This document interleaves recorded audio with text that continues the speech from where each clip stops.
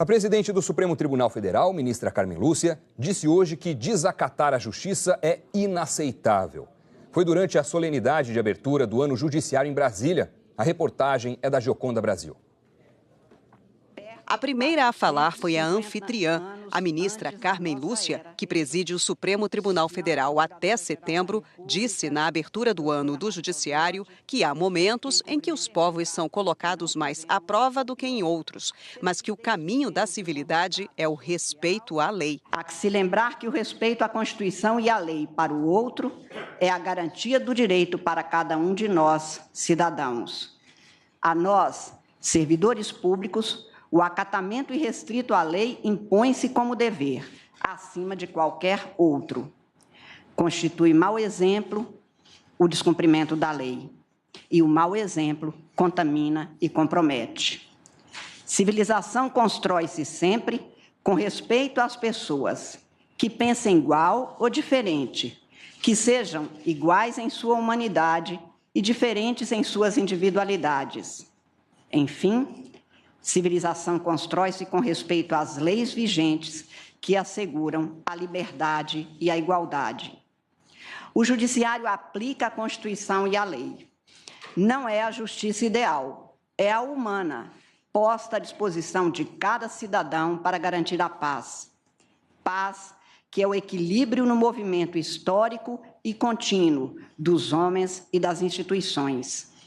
Se não houver um juiz a proteger a lei para os nossos adversos, não haverá um juiz para nos proteger no que acreditamos ser o nosso direito. Sem mencionar diretamente o Partido dos Trabalhadores, a presidente do Supremo deu uma resposta ao comando do partido, que tem atacado a justiça por meio de alguns de seus integrantes que propuseram desrespeito às decisões judiciais.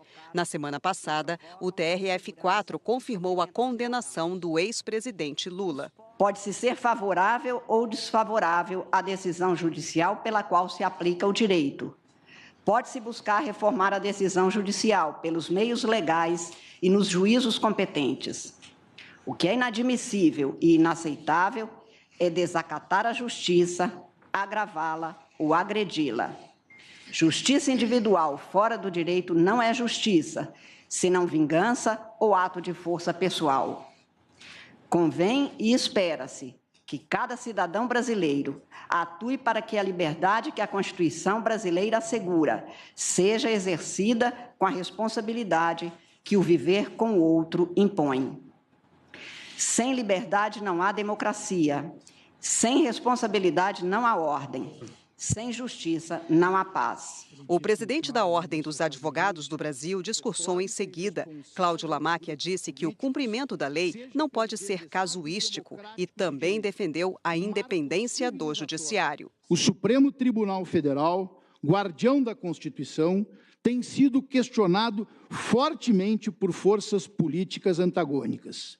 Mas ele não é, nem pode ser, a crise. Ao contrário, precisa ser o seu antídoto. Igualmente, assistimos a tentativas inaceitáveis de constranger e influenciar magistrados, por meio de pressões políticas, em flagrante desrespeito à independência do poder judiciário. A plateia aplaudiu os discursos. Entre os convidados, o presidente da República, Michel Temer, do Senado, Eunício Oliveira, da Câmara, Rodrigo Maia, do Tribunal de Contas da União, Raimundo Carreiro. Todos investigados na Lava Jato ou em inquéritos derivados da operação. A Procuradora-Geral da República, Raquel Dodge, foi a última a falar e disse que a corrupção ainda é disseminada no Brasil. O Ministério Público irmana-se ao sentimento dos membros desta augusta corte, que reconhece que vivenciamos os brasileiros a dura realidade de aumento da violência urbana, de corrupção ainda disseminada, de crise nas prisões e de sentimento de impunidade.